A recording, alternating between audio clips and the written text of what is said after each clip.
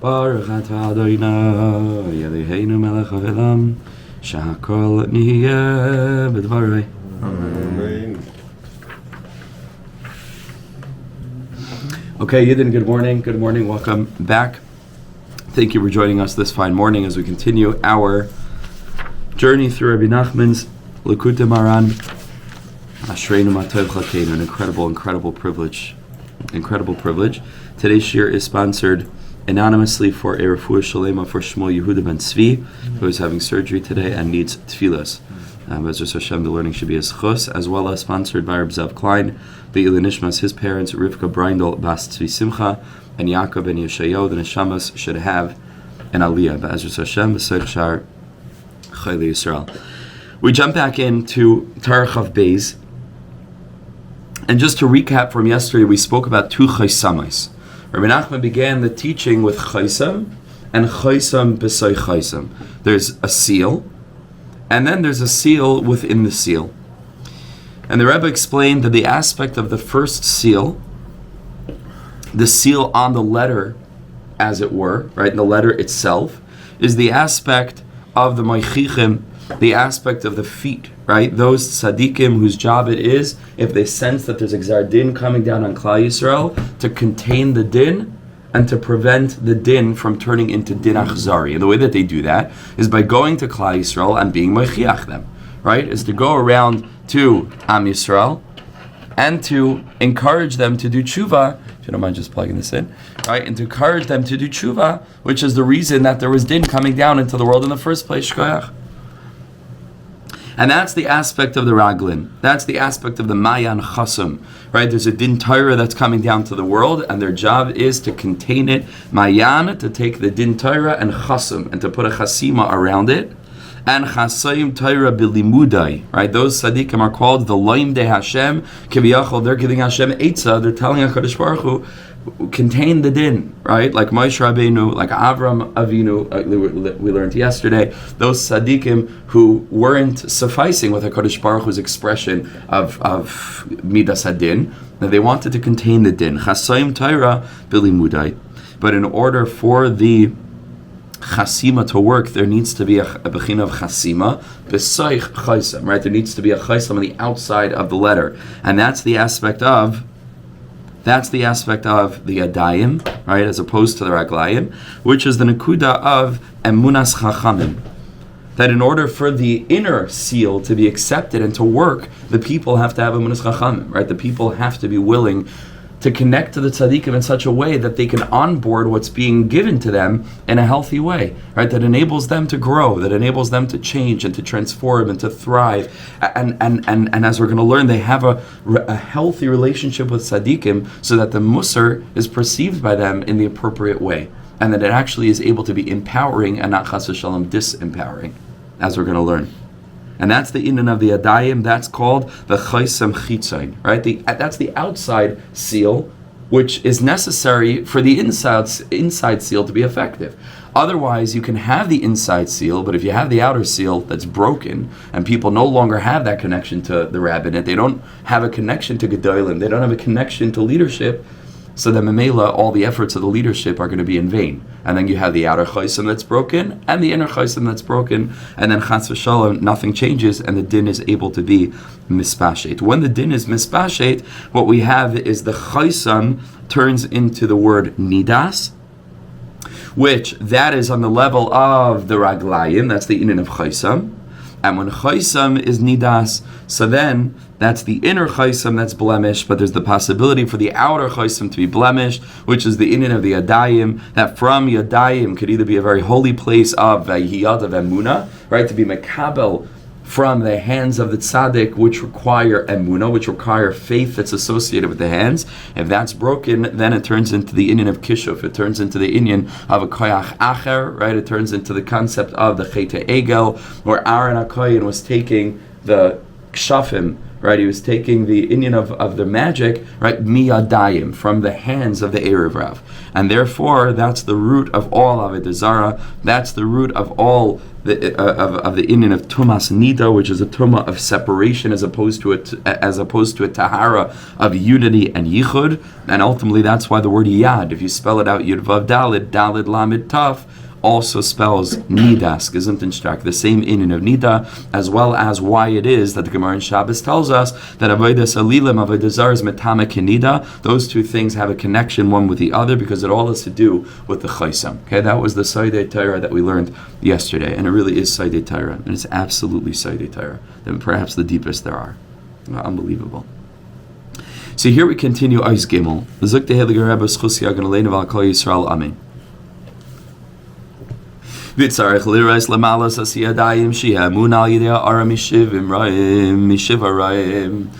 the Rebbe, a person has to fortify and support the Indian of the Yadayim, because that's our chaisam on the outside that enables us to then be mekabel the hashpa from the inner chasima, which is the nakuda of the emunas Chachomim. We have to strengthen our Yadayim, which is our connection to tzaddikim. How do you do that? Al yedei ha'ara mishiva roim, from the illumination of the 7 shepherds, of the 7 primary tzaddikim, who a fundamental nature of who they were is the fact that they were shepherds. As the Kli Yakar tells us, why was it that all of our Avos HaKadoshim were shepherds? All of them, right? Avram, Yitzchak, Ya'akov, Moshe, Aaron, they all had an Indian of shepherding. Why is it? I mean, obviously, we're familiar, all of us, likely with the Medrash that tells us that Moshe Rabbeinu, right, was such a Raya Mehemna, he was such a faithful and compassionate shepherd that when one of the sheep was running away, right, Moshe Rabbeinu was worrying and caring so deeply about the sheep, and that was a prerequisite for him as leader to be able to care for Klal Yisrael. And so there's that aspect as well, which I'm going to get to in a minute. But the Kli Yakar says something else. The Kli Yakar says very simple. So my father quotes this Kli Yakar all the time. The Kli Yakar says, because shepherds have a lot of time to do his spoidedus. Because he says a shepherd spends his whole time in nature alone. He says, what do you think the Avos HaKadoshim were doing? They were talking to Hashem. That's the Kli Yakar. Right? He says they were all out there in the fields connecting directly to Hashem. And Mela, people like that are able to be leaders. Because people who live their lives, which is the Medrash, to be people who are compassionate, that's what we had learned as a prerequisite for leadership in a previous Torah. And as Rebbe Nachman is going to tell us in a very landmark teaching in Torah Zayin and Tinyana, Ki Miracham of Yinagim, only merciful people can lead, people who really care about other people who really care about the world in a very deep way, as well as people who are connected in that direct way to HaKadosh Baruch Hu. Those are true tzaddikim, and those tzaddikim are represented in our Shiva Roim, who we adore and who we have the privilege of hosting every Sukkot in our home. And so over here you see also, and it's going to get much, much, much, much deeper, but over here there's already a correlation between Torah Chof Beis and Torah Chof Aleph in terms of the 7, right? In terms of the 7 days of Sukkot. So over there also we reference the Ushpizin in the 7 days of Sukkot, the 7 clouds, the Anani HaKavod, and over here too, Rebbe Nachman says, how do we strengthen leadership? By looking toward the essential leaders of Klal Yisrael, which is the Indian of the Sheva Roim, Shehem Klalius Shal Kol Manhigei Hadar. They are the collective spirit that's supposed to support and manifest itself within all of the Manhigei Hadar in Klal Yisrael. They are our shepherds. That's what it means to have a Rav, a Gadol should be a shepherd, right? In every sense of the word, right? He should be feeding you. He should be supporting you, caring for you, looking after you. This is the purpose of a tzaddik, is a raya. Moshe Rabbeinu is a raya mehemna. Right? In the 7 days, Timali Yadam, you shall fill your hands, which is the Indian of, obviously, the 7 days of the week. Chesed, Gevurah, Tiferes, Netzach, Hod, Yesod, and Malchus, which correspond obviously to the 7 shepherds. Kihim Royim Emuna, right? So it's an aspect of Shivas Yamim, Timale Yadam, that when you're connected to the Shiva Royim, which are the 7 days, Timale, what will become filled? Yadam, the aspect of hands. Because what are the hands? The hands, we said, v'yad emunah is emunas Chachomim. And if a person doesn't have a kesher to the Shiva Rayim, then their emunas Chachomim could be very weak. But when a person has that aspect of a connection to the Shiva Rayim, then timali yadam, the hands are filled, they're imbued with spirit. Ke'im Rayim emunah l'saknu la'ashlima. Their whole job is to foster within us, to shepherd within us, to grow and allow to develop within us the aspect of emunah which is completed. The al shem zenikra imrayim, and that's why they're called shepherds. Al shem, because the pasuk in Tehillim says shchan eretz, live in Eretz Yisrael, ure'ei emunah, and shepherd faith, ure'ei, or foster faith. And the shepherds are called shepherds because they foster, right? The ure'ei emunah means to help to grow. That's what a shepherd is, right? That's what a rav is supposed to be. That's what a tzaddik is supposed to be, where they help the person grow. Not that they're pushing people down, chas v'shalom, and making them feel belittled and small. On the contrary, Baruch Hashem, there are very, very few, leaders, Baruch Hashem, today are like that. So Rabbanim, by and large, are there to help their congregations grow. Some more successfully, some less successfully, but that's their consciousness, right? That's the Shiva Roim. V'chol ikra emunas Yisrael mamshichim heim la'adar. The job of a tzaddik is to draw emunah down into the generation, not to reveal as many details of halacha and the mitzvahs and so on and so forth. That's also part of it. But the core of it is v'chal mitzvaysecha emuna b'chabakok ve'amid an alachas v'tzadik ve'emunasa yichya, right? That the essence of all of the mitzvahs and all of the halachas that the tzaddik is supposed to be communicating is all emuna. That's his job, right? The job is to strengthen emuna, not to strengthen Jewish observance. And this, I think, is a key point that oftentimes gets overlooked. That is the essence of what the Rav is there for. Sure, the Rav is there to answer shilas. Sure, the Rav is there to give speeches. Sure, but the essence of what it is emuna, emuna, emuna. That's the mark of a successful manhig. V'chol ikar emunas Yisrael mamshichim heim lahadar. That's their task. V'zebechinas kol kedoishav biyadecha. The pasuk in Devarim, Moshe Rabbeinu is telling Klal Yisrael, kol kedoishav biyadecha. You have all of the holy ones. Klal Yisrael is blessed with tzaddikim. How does he speak about this? That Klal Yisrael is blessed with tzaddikim. Kol kedoishav again biyadecha. It all comes down to the hands. The hands are the aspect of the connection to the external chasima of being able to be mekabel with yadayim, the aspect of the toichacha of the manhigi adar. Shemechinas klalius shall call manhigi adar. V'zeh bechinas ve'im kedoshim neman. With the kedoshim, with the tzaddikim neman, he is faithful. There's a connection between the tzaddikim and emunah u'Moshe, like we pointed out, shu echad mishivarayim, Moshe Rabbeinu, who's one of, if not the cumulative essence in a certain sense of the shivarayim, the seven shepherds, nikral shem zeh, raya mehemna. He is called in the Zohar Kadosh the faithful shepherd. That was his job. That was his job, to bring Klal Yisrael back to HaKadosh Baruch Hu. In contrast, Noach is called the Raya Shatya, right? The foolish shepherd, the shepherd who wasn't successful in bringing back the dar, or in davening for the dar, or in being Mechiach the dar, didn't work, right? Moshe Rabbeinu is called Raya Mehemna. Moshe is the one who's able to go ahead and to bring faith down into the nation. Ata reisa ladas ki Hashem alikim hashemayim imav ala aretz mitachas einoi. That's Moshe Rabbeinu. Ois Daled. The only way to be able to access true tzaddikim. Tzaddikim are giving us strength. Tzaddikim are giving us emunah. The only way to do that, Shem Klali, is Kal HaKedusha, who are the composite and the vessel and the channel for all kedusha. It's impossible to access tzaddikim el halidei azos, only through azos. Azos means stubbornness. Azos means conviction. Azos means confidence. Azos to Kedusha, I like to translate it as holy confidence. Right? Not like Azos, like it means to be confident, right? To take what's yours, to go out and get it. Azos. Chazal say, have a az kanamer, that it's a good midah to be as, even though as panim legehenim, and Rebbe Nachman is going to tell us, right, there are other teachings that say, chas v'shalom, as this could be the most terrible midah, as panim, pnei darker, pnei kelev, it's a terrible thing, meitzach isha zayna, there's a pasuk there also about the klavim as a nefesh, right, the dogs are as a nefesh, so not a good midah at all. However, you can't ignore the Mishnah. And the Mishnah tells us how the az kanamer. The Mishnah Mamish tells us that there is something holy about having this midah of azus.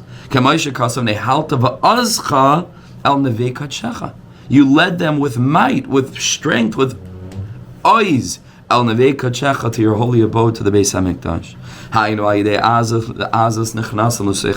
If you want to get to nevei kadshecha, if a person wants to be able to connect to true tzaddikim, if a person wants to be able to seek their own path, and to find a channel that's going to bring them close to HaKadosh Baruch Hu by availing them the visions of emunah and the capacity to connect to HaKadosh Baruch Hu in a way of ava and yira and dveikus, there's only one way.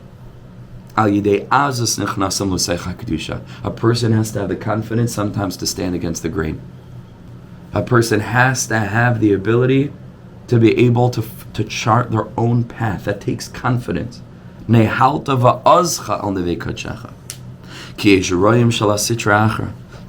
there's always elu umazeh. There are going to be false leaders. There are going to be leaders of the sitra achra. They could be very famous. They could have big platforms. They could have big TikTok followings. They could be big manigim. And and their whole thing is not that they want to actually help people get closer to Hashem. They want power. We don't like to say this out loud, but this is the fact. They want power. And their whole job is to try to prevent people from seeking the connection that their own neshamas are telling them to seek. And they try to koifin anashim litchai shibadayu. Their whole thing is maintaining their Chassidus, maintaining their community, and there's a tremendous defensiveness when somebody tries to find a path that's bringing, again, hopefully, obviously, if a person is going in a bad way, it's the job of the tzaddik to rein them in. But here are people that this is helping their Yiddishkeit, it's helping their davening, they're finally connecting in a way that, and we have to find a way to rein them in, or if they follow that manig, the kids are out of yeshiva, or we have to put that person in chayrim, or we have to. This is all power politics. This is not serving Hashem. To force. Litchos? Which words? Lischos. Yeah, under them, right? So we're kaif and anashim, litchos, like tachas, right? Under shibudayu, they force people under their reign. The ikar malchusam hu al yidei azos.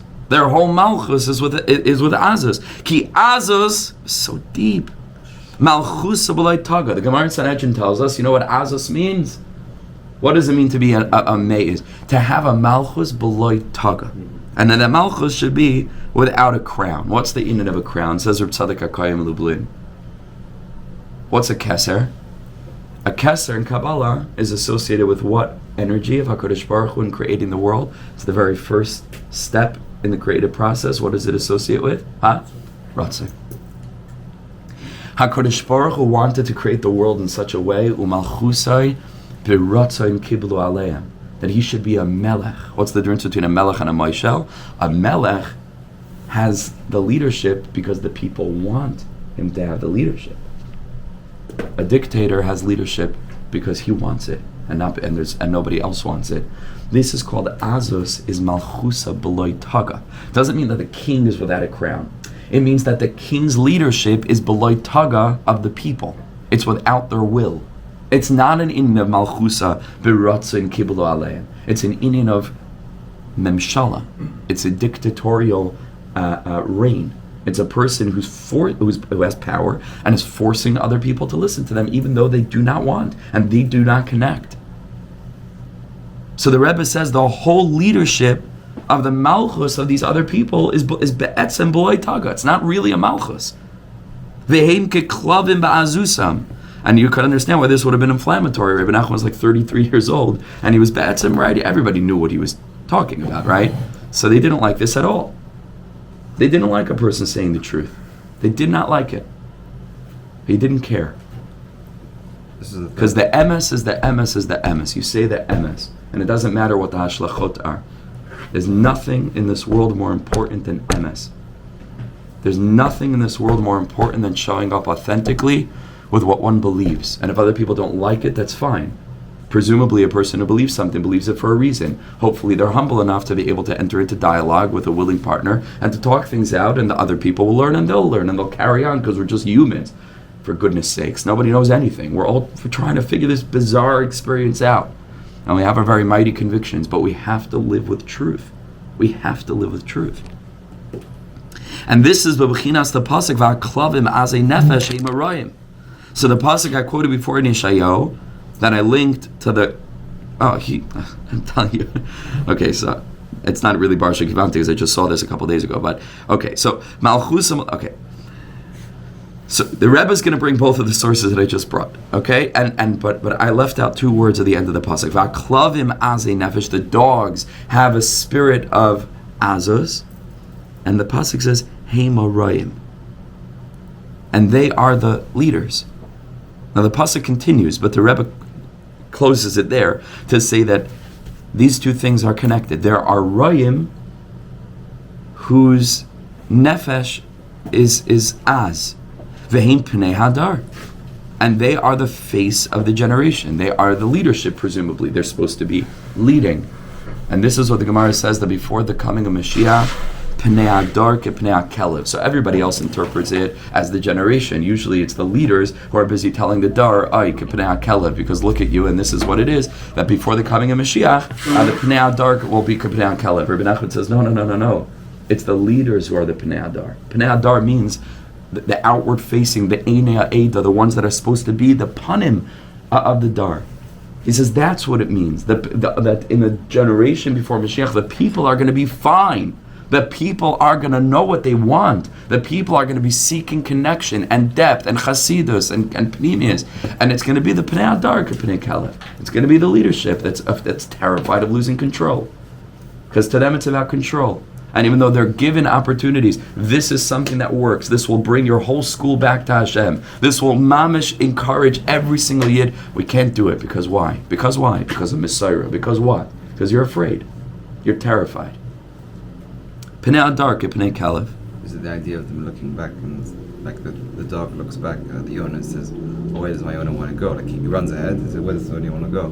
They were saying here that these leaders, as it were, yeah, they're like, oh, I want to lead, but they're like, without looking back. What does my congregation want?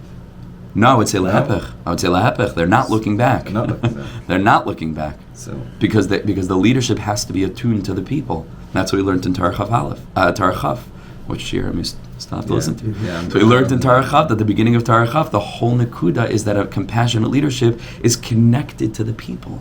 And there's a symbiosis, and they're attuned to their needs. And they're not doing what they want because this is what they want. They're doing what the people need. And they're able to be connected to the dar. That's what it means to be a leader. I would say lahepech. It's the dog that's leading and running away. It's just on its own, right? That's the inyan of ma'azus and malchusa b'loy taga, because it's without the rutzin of the people. They're leaving the people behind. They're pashut leaving the people behind. That's pnei hadar ke pnei kalev. Says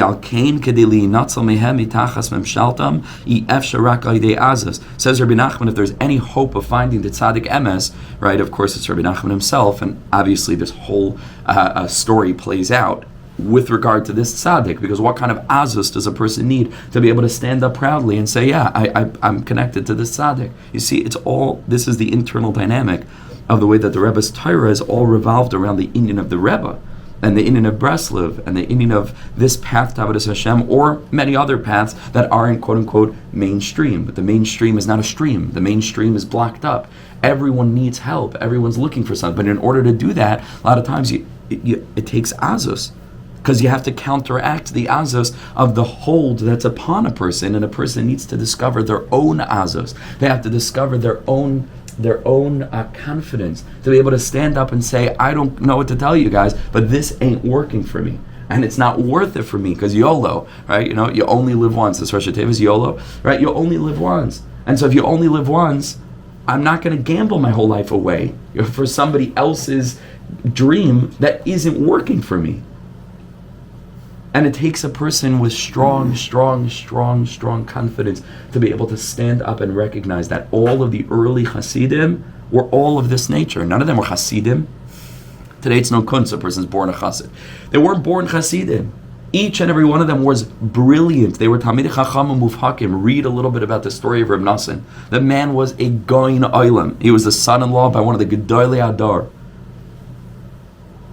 And he felt, the way he describes it, there was a lack. And people mocked him. What are you doing? Where you go? But he was a Mavakesh. And he went and he searched and he searched and he searched and he went to the Berditchever, he went to the, to this one and Rav Gedaliah Linitz and so many of the other tzaddikim until he came to the Rebbe. And the busha and the opposition and the redifas and all of what he went through, in order to counteract the azus of the structure that was holding him, that he knew but Penimiyus is not doing it for him, he needed to discover his own inner azus. And he needed to go and he needed to break and he needed to break free. And he needed to leave it all behind, and he needed to follow his own path, like Avram Avinu, Lech lecha me'artzecha, me'beis avicha, me'oladetcha me'beis avicha. V'al kein gedei lihinotzel mehem mitachas memshaltam, if there's any hope of young people breaking free, or whatever, I say young people, I mean people who are young at heart, breaking free, people who still have a little bit of hope in them, people who still believe like they believed when they were 3 or 4 or 5 years old that they could be a tzaddik instead of just being a congregant of somebody, but that they themselves could mamish reach madregas, which every kid believes. Every kid, we learn about Talmidei Chachomim being tzaddikim. The kids want that, and then you get to a certain age where like, tafasta tanyan, like this is the way the framework is. Like, okay, I'm just a regular. The tzaddik's job is to teach each and every one of us that there's no regular. There's no such thing. That tzaddik pushes us. The tzaddik dreams for us. The tzaddik guards our hope and gifts it back to us after we've lost it. So the only way of being able to reclaim that is with azus.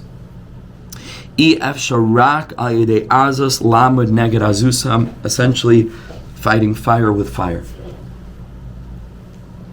And then we have the fulfillment of the pasuk Nehalta va'az chel nevei kadshecha. The way to get into the nevei kadshecha, which is the abode, the realm of HaKadosh Baruch Hu's holiness, to be able really to bask in that light, is there's only one way. Nehalta va'azcha. It takes a lot of inner strength. A person's going to be mocked. A person's going to be belittled. A person's going to be misunderstood. I spend my whole life essentially being mocked, belittled, and misunderstood, overtly or covertly. People don't understand what I'm talking about. They don't get it, and it's incredibly frustrating for me, as many of you know, because I know what I mean, and I'm trying to say it, but it's very difficult, and it's urgent. I feel a sense of urgency. And I'm also privy a little bit to the other side of it. What my phone is like a conduit for messages that come from all over the world, of different people of different ages and backgrounds, all essentially expressing the same thing. Why didn't I get this in yeshiva? Why did I waste all these years? Why? Just got a message from somebody. I'm going to leave out the details because it's not relevant. Just. Rabbi Ya'akov, he says, I'm away on a school trip as a madrich.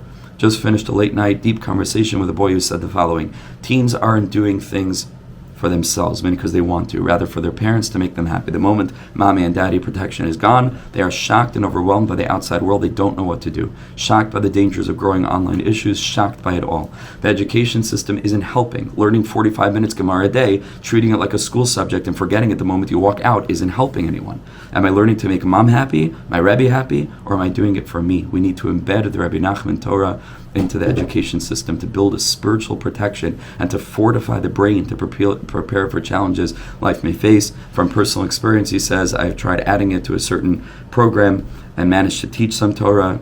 However, it wasn't easy. Many mocked me and claimed it is lower level learning. The truth is there to be shown, but the chaver don't care. At this point, it's a matter of urgency to strengthen our children. Okay, this is from a teenager. This is from a teen. He has no motive. He's not a Breslover now trying to bring an agenda in. He's not in anything. He's a regular modern Orthodox kid from one of our communities who sees what's going on like I did. Because I looked around and I saw my friends and I saw what a frum school looked like at lunchtime and the conversations that people were having and the attitudes toward Yiddishkeit.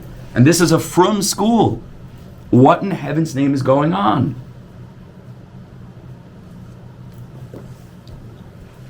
And it's very painful for me and for us because I care about the world and I care about the Geulah. And we could do it. We could do it, but we're I don't know what's going on. We're not giving people what they need. And they're crying out for it. But we refuse to change an iota. So when there are individuals who wake up, and it takes a huge siyata d'shmaya, because where are they supposed to encounter it? Where and how? It takes a huge siyata d'shmaya. And for the ones that hear a little bit of healthy message from somebody who comes into school once in a while, and says a word about Hashem, and says something about emunas, and says something about challenges and struggles, and something about the general world out there, and says something about the ups and the downs, and says something about the human experience, and says something relevant to people, pulling against the weight of the rest of what they hear, and the norm, quote unquote, this kid is a palatzim. It takes a tremendous amount of confidence to be able to hold on to something, connect to it, and not let go, especially at that age. So it's too rare, it's too difficult, it's too challenging, and I'm telling you we could do it. We could do it. It makes no sense. We could mamish do it, but it takes azus. It takes azus for a person.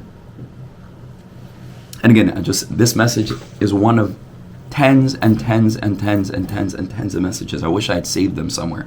Probably if I went through my whole entire phone, I could find them, in emails. You have no idea the messages that I get. Heart-rending. And the worst messages are people who aren't anymore teenagers, who are, Baruch Hashem, at the beginning of their journey, they discovered it, it's going to be hard for them, people are going to misunderstand them, parents are going to be worried, what kind of shidduch are they going to get, etc., all these shtuyot. The worst part is people who for decades and decades and decades lived with this gnawing sense, but only discovered it way, way, way late. That's heartbreaking because they were abused. There's a form of abuse, there's deprivation there. Because then looking back at their life, they say, what the heck? How much different my davening could have been for decades. How much different my Yiddishkeit, my Shabbos could have been. My Likutei Torah, it's like a person realized they didn't start bichlal.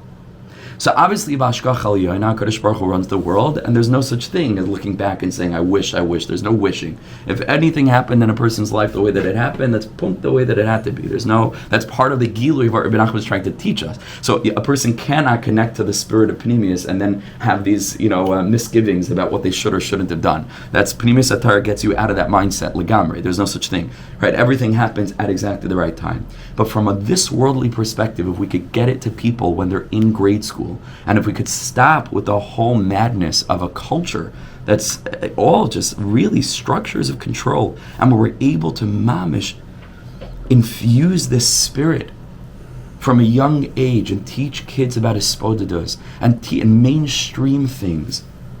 I was in Manchester recently. I'm ranting, but this is a very, very important nekuda because the Rebbe is literally foretelling exactly what would be. And as we get closer and closer to Mashiach, things have to start to change. But I went to Manchester, and I went to a cheder. These kids like me, and I've gone there before. And I always, I bring my guitar and we make a kumzit, and it's beautiful and it works and it's gavaldik, and hopefully they get what they get from it. And I was speaking there about hispodados and about Rebbe Nachman. Now, these are kids, there's a year 9. They don't know anything, right? They don't know anything about anything, because where would they know it from? And I'm overhearing some kids who are sitting a couple of things down, Breslau, mocking fun. They were mamish like Rebbe Nachman, like whatever. They're like yeshivish kids. It's not their fault. They don't know anything. Why do they grow up in a culture where that's the energy? Where now, if somebody says something about talking to Hashem in your own words, because this is what the tzaddik taught, it's rejected out of hand because we have a system which oftentimes encourages feelings of I don't know what it is. I don't know what midah it is, but it ain't a good one. a certain cynicism, a certain pushing down, a certain writing off, like not an openness. That even if chas v'chalila, I shouldn't even say with my lips, there's such a thing as, that Rebbe Nachman is, something bad or something wrong, right? Even so, what about if we infused into our children the idea of kabel emes mimisha amrai, to be open enough to onboard things, even if it doesn't, but even ki'ilu, and now that he was who he was and he was what he was, so the limud schus is that not only do these kids not know anything, obviously the people that they got these messages from don't either know anything, but what a huge chaval. It's a huge chaval. Right? Imagine if it was the obligation and responsibility of the teachers and the parents to make sure that the kids were empowered to be open to all channels that might be able to bring them closer to HaKadosh Baruch Hu. Maybe this is the Torah that everyone needs, but they can't do it. But maybe it works. Doesn't matter if it works. Does it work? Not in the way that we want it to work. It's not our Gedolim, it's someone else's Gadol. So you're playing games. It's all games. This works. It works. 100% of the time. It works. Everyone needs it. Everyone's looking for it. It just needs to be delivered in the proper way. And there are many, many different ways and different channels. But the Azus is strong. The Azus is strong. The Azus is strong. And it requires Azus on an individual level because you're not going to find it institutionally. So at this point in history, each and every one of us, the reason why we're in this room, there's a certain Azus. Nehalta va'azchal nevei kachecha shenichnas l'saych ha'kedusha. V'chala koilos, and therefore the Rebbe says, and all the koilos, hein shal tza'aka, hein shal anacha, hein kol shayfer, hein kol zimra, all different forms of koil require Azus. Why? Because there's an internal inhibition that wants to withhold your voice. Today, like we use it colloquially, the word find your voice. This is what it's talking about, right? What does it mean that a person doesn't have a voice? They're inhibited. They're withheld. They don't think that they deserve to speak. There's a voice inside of them that they try to quiet because it's not what everyone else is doing or it's not what everyone else is thinking. Says the Rebbe, any form of vocal expression, whether it's tza'aka, whether it's a sigh, right, to let yourself sigh. Because it's authentic. Because it's authentic, yeah, it comes from a real place. It takes Azus. Anything real takes Azus. Hein kol shofar, right, for a Baal Tekeh to stand up in shul and blow a shofar, it takes Azus. It takes confidence to do that.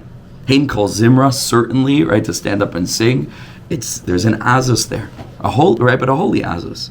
Kula me'im bebechinas Azus. All koilos are the aspect of Azus, but bechinas, as the pasuk says in Tehillim, hein yitein bekoilai kol ois. HaKadosh Baruch Hu gives with his kol a kol ois. This is Rosh Tevis Ya'akov, right? Yitein bekoilai kol ois. The aspect of Ya'akov Avinu, also one of the central Shivarayim, whose whole job is to give the people Azus. That the job of a tzaddik is not that they should be the ones who are having the power. We should give the power to the people. That's a real leader, right? Like we just learned, it was Gimel Tammuz, right? The Lubavitch Rebbe, I think Jonathan Sachs said about him, that good leaders create followers, and great leaders create leaders, right? That was the Lubavitch Rebbe. He didn't want it for himself. He wanted to empower all of the shluchim that they should be leaders. That was his whole mission. His whole mission. That's a great leader. To give over the Azus.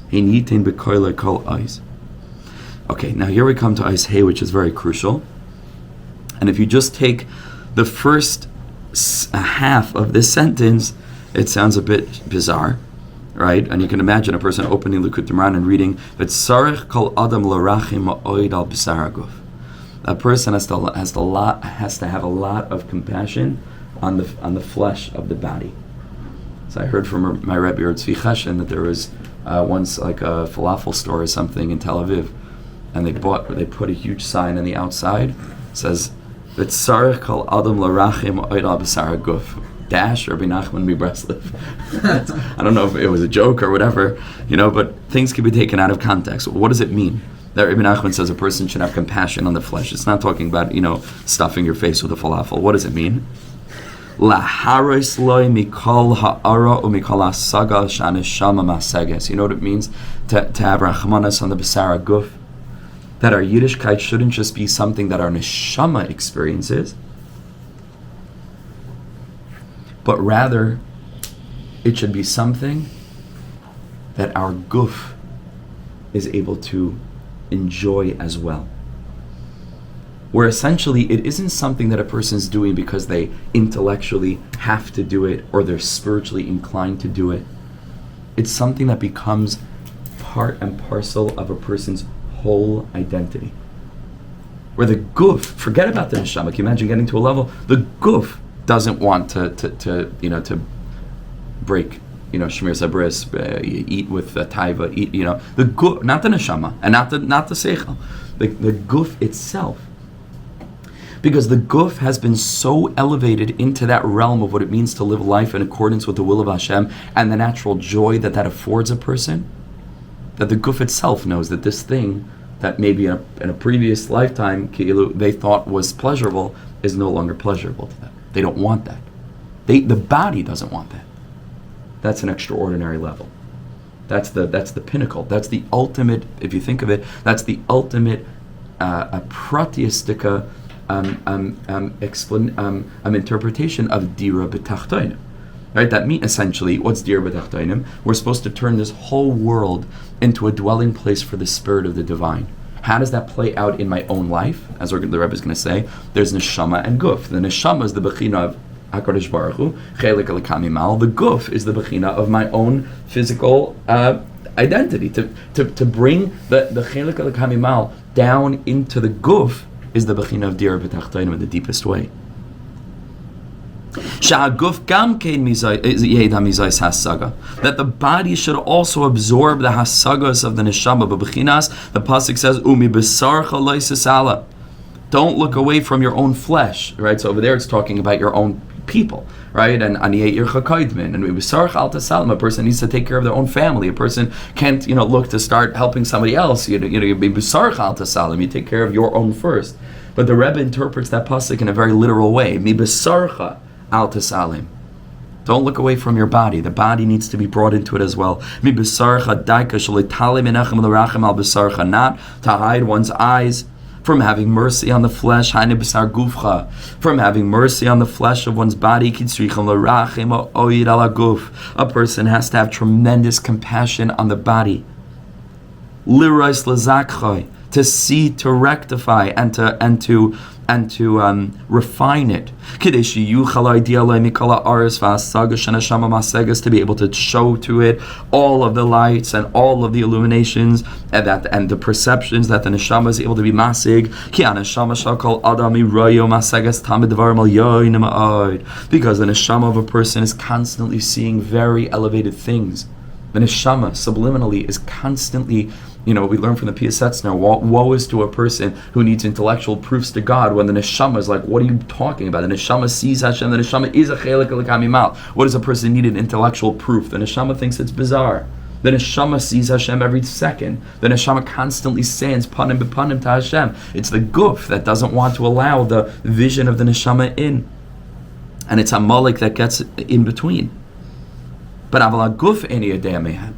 the body doesn't see it.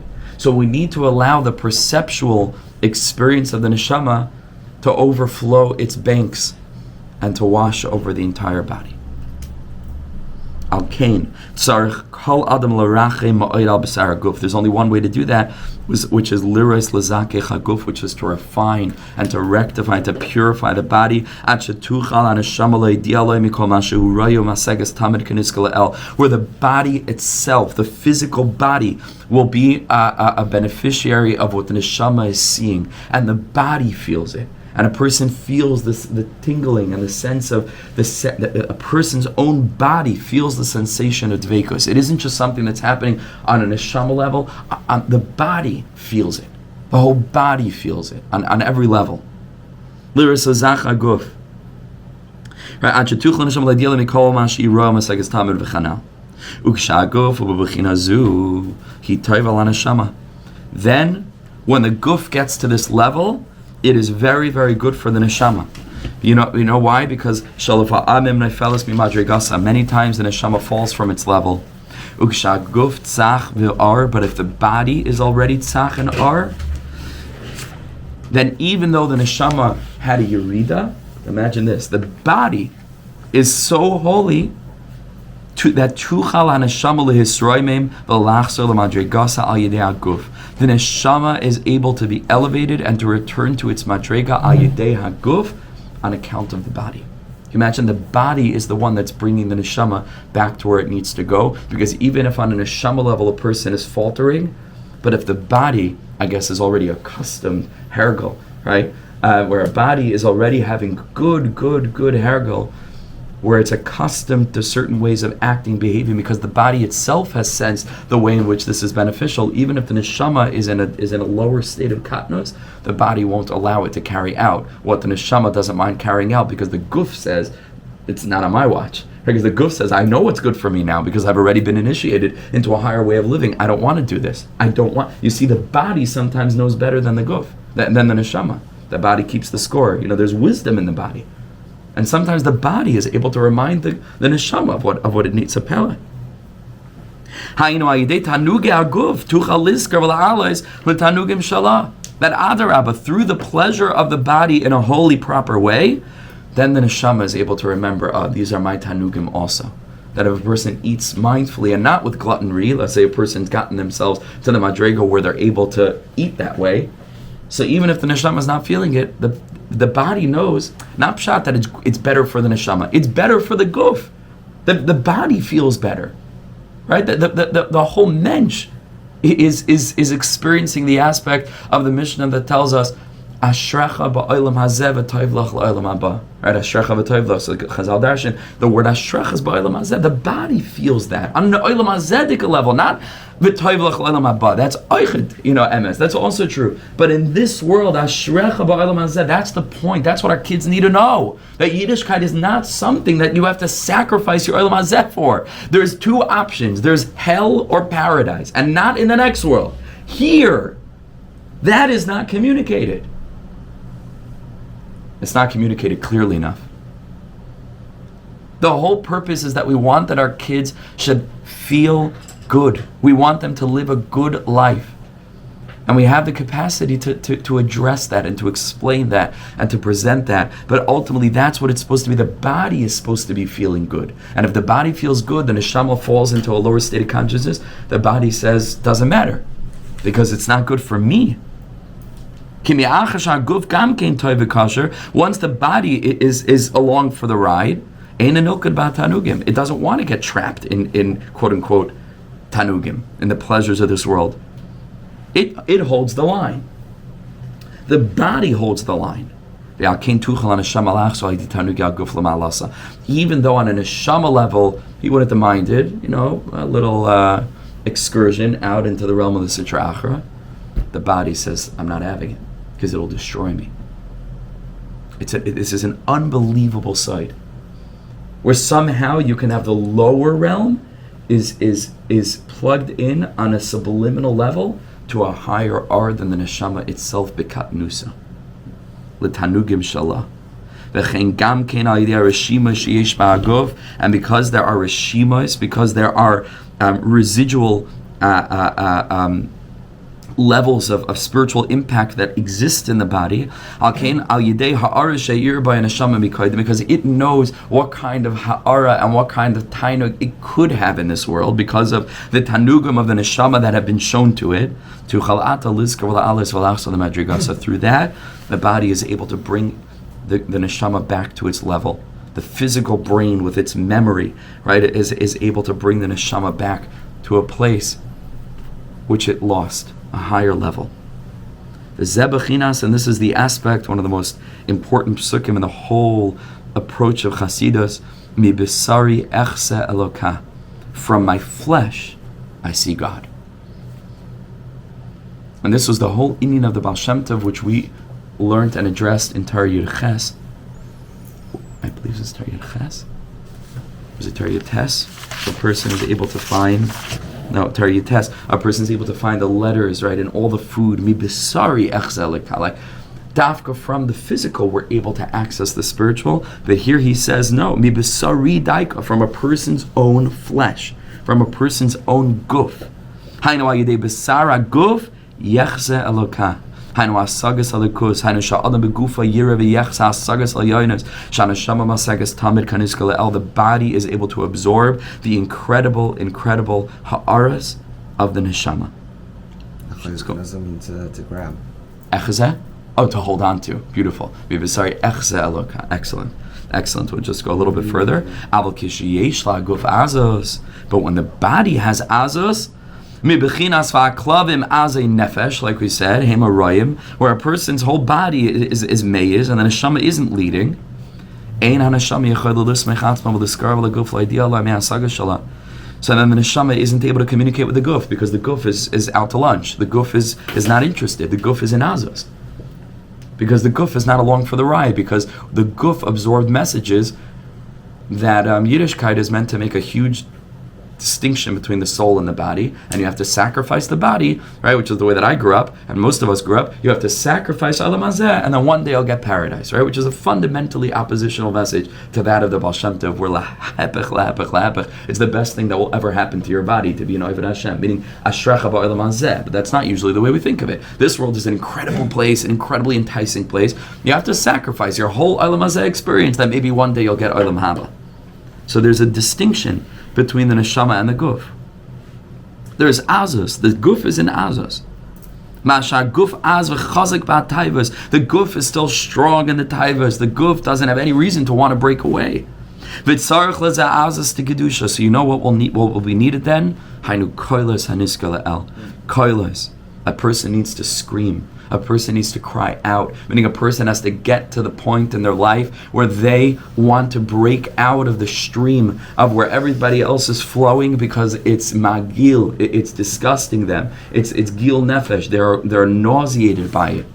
And I'm telling you, I believe our generation is the dar that really could get this. Our teenagers are nauseated by it. They have it all on their phones for like a decade before they even start thinking about Avodas Hashem or anything else. They are a warm audience. They just need to be spoken to the right way. They don't want it anymore. I always tell my kids, when I was my students, I don't need to talk to you about Gehenna in the next world. You're already in hell in this world. You know it and I know it. Meaning this that previous generations thought was paradise it turns out is itself Gehenna. And these kids know it. They're sick and tired of it. They're sick and tired of the schmutz that they have. They're sick and tired of the drinking. They're sick and tired of the stupid partying. There's nothing there. They know it. They know it. But nobody's giving them another message. They know it. But it needs to be addressed, and they need to have leaders that they could connect to, meaning humble, compassionate leaders, the rayim, and then they need to be given an alternative, a mission alternative. So that takes kol, that takes azus. It takes sighing, and leadership that's able to elicit the sigh in our youth, that's able to bring them and to put them back in touch with who they could be, with their essential holiness, and our vision for what it means to be a Jew and their role in the army, kiviyachol, of the whole Jewish nation, the Mamlechas Kohanim. And then when the guf is broken, then the most beautiful thing happens, and the neshama rushes to fill the void. And the neshama draws close to the guf, because it's not going to be trapped. It's not going to be suppressed.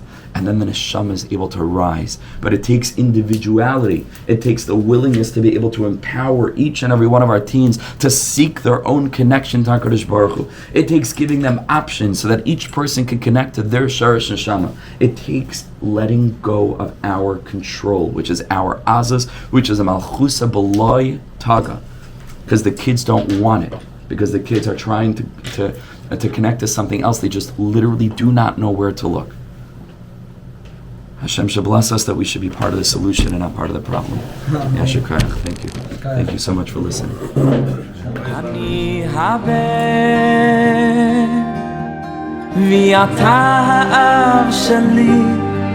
שכל כך אוהב אותי, האב שלי, מלך חי וקיים על כל נשימה שאני